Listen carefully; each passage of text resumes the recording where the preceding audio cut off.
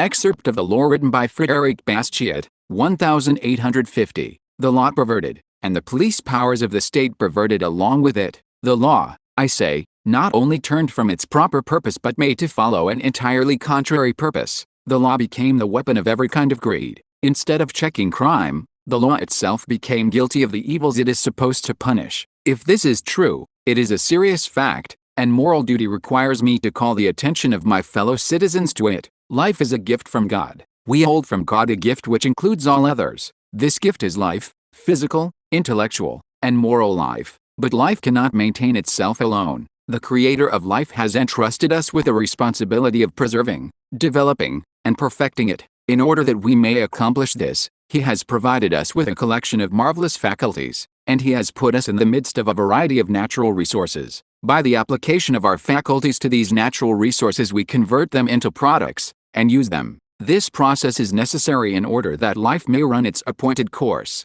Life, faculties, production, in other words, individuality, liberty, property, this is man. And in spite of the cunning of artful political leaders, these three gifts from God precede all human legislation, and are superior to it. Life, liberty, and property do not exist because men have made laws. On the contrary, it was the fact that life, liberty, and property existed beforehand that caused men to make laws in the first place. What is law? What, then, is law? It is the collective organization of the individual right to lawful defense. Each of us has a natural right, from God, to defend his person, his liberty, and his property. These are the three basic requirements of life, and the preservation of any one of them is completely dependent upon the preservation of the other two. For what are our faculties but the extension of our individuality? And what is property but an extension of our faculties? If every person has the right to defend, even by force, his person, his liberty, and his property, then it follows that a group of men have the right to organize and support a common force to protect these rights constantly. Thus the principle of collective right,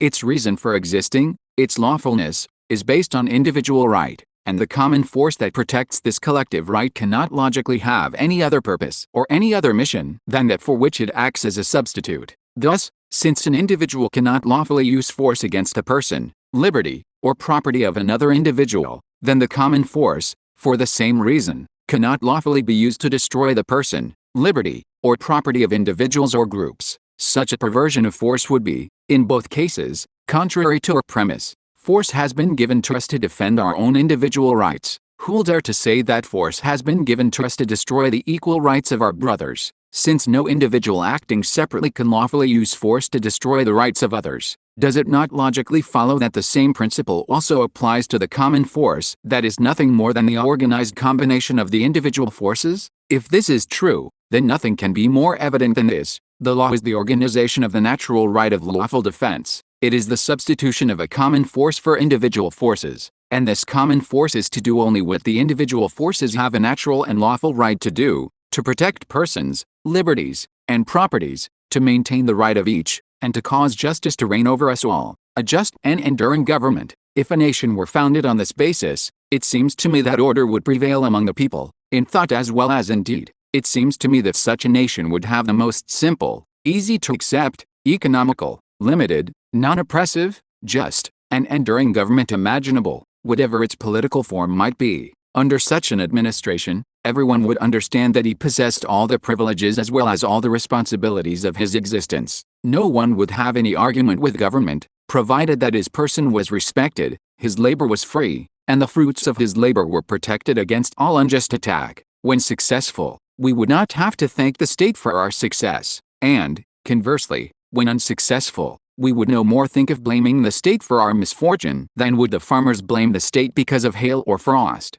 The state would be felt only by the invaluable blessings of safety provided by this concept of government. It can be further stated that, thanks to the non-intervention of the state in private affairs, our wants and their satisfactions would develop themselves in a logical manner. We would not see poor families seeking literary instruction before they have bread. We would not see cities populated at the expense of rural districts, nor rural districts at the expense of cities. We would not see the great displacements of capital, labor, and population that are caused by legislative decisions. The sources of our existence are made uncertain and precarious by these state-created displacements, and, furthermore, these acts burden the government with increased responsibilities. the complete perversion of the law. But, unfortunately, law by no means confines itself to its proper functions, and when it has exceeded its proper functions, it has not done so merely in some inconsequential and debatable matters. The law has gone further than this. It has acted in direct opposition to its own purpose. The law has been used to destroy its own objective. It has been applied to annihilating the justice that it was supposed to maintain, to limiting and destroying rights which its real purpose was to respect. The law has placed the collective force at the disposal of the unscrupulous who wish, without risk, to exploit the person, liberty, and property of others. It has converted plunder into a right, in order to protect plunder, and it has converted lawful defense into a crime, in order to punish lawful defense. How has this perversion of the law been accomplished, and what have been the results? The law has been perverted by the influence of two entirely different causes, stupid greed and false philanthropy. Let us speak of the first. A fatal tendency of mankind. Self-preservation and self-development are common aspirations among all people, and if everyone enjoyed the unrestricted use of his faculties and the free disposition of the fruits of his labor, social progress would be ceaseless, uninterrupted, and unfailing. But there is also another tendency that is common among people. When they can, they wish to live and prosper at the expense of others. This is no rash accusation, nor does it come from a gloomy and uncharitable spirit. The annals of history bear witness to the truth of it. The incessant wars, mass migrations, religious persecutions, universal slavery, dishonesty in commerce, and monopolies. This fatal desire has its origin in the very nature of man, in that primitive, universal, and insuppressible instinct that impels him to satisfy his desires with the least possible pain, property and plunder. Man can live and satisfy his wants only by ceaseless labor, by the ceaseless application of his faculties to natural resources. This process is the origin of property. But it is also true that a man may live and satisfy his wants by seizing and consuming the products of the labor of others. This process is the origin of plunder. Now, since man is naturally inclined to avoid pain, and since labor is pain in itself, it follows that men will resort to plunder whenever plunder is easier than work. History shows this quite clearly, and under these conditions, neither religion nor morality can stop it. When, then, does plunder stop? It stops when it becomes more painful and more dangerous than labor. It is evident, then, that the proper purpose of law is to use the power of its collective force to stop this fatal tendency to plunder instead of to work. All the measures of the law should protect property and punish plunder. But, generally, the law is made by one man or one class of men, and since law cannot operate without the sanction and support of a dominating force, this force must be entrusted to those who make the laws. This fact, combined with the fatal tendency that exists in the heart of man to satisfy his wants with the least possible effort, explains the almost universal perversion of the law. Thus it is easy to understand how law, instead of checking injustice, becomes the invincible weapon of injustice. It is easy to understand why the law is used by the legislator to destroy in varying degrees among the rest of the people, their personal independence by slavery, their liberty by oppression, and their property by plunder. This is done for the benefit of the person who makes the law, and in proportion to the power that he holds.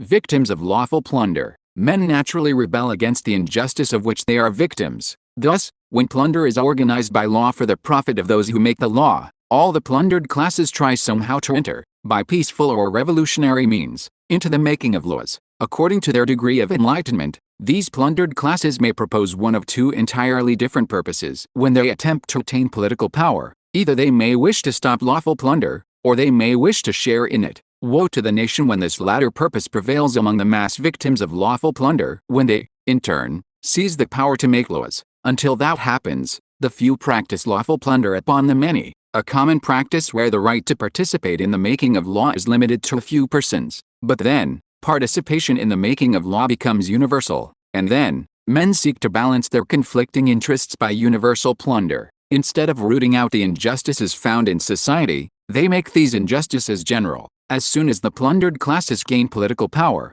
they establish a system of reprisals against other classes. They do not abolish legal plunder. This objective would demand more enlightenment than they possess. Instead, they emulate their evil predecessors by participating in this legal plunder, even though it is against their own interests. It is as if it were necessary, before a reign of justice appears, for everyone to suffer a cruel retribution, some for their evilness, and some for their lack of understanding the results of legal plunder. It is impossible to introduce into society a greater change and a greater evil than this, the conversion of the law into an instrument of plunder. What are the consequences of such a perversion? It would require volumes to describe them all. Thus we must content ourselves with pointing out a most striking. In the first place, it erases from everyone's conscience the distinction between justice and injustice. No society can exist unless the laws are respected to a certain degree. The safest way to make laws respected is to make them respectable. When law and morality contradict each other, the citizen has the cruel alternative of either losing his moral sense or losing his respect for the law.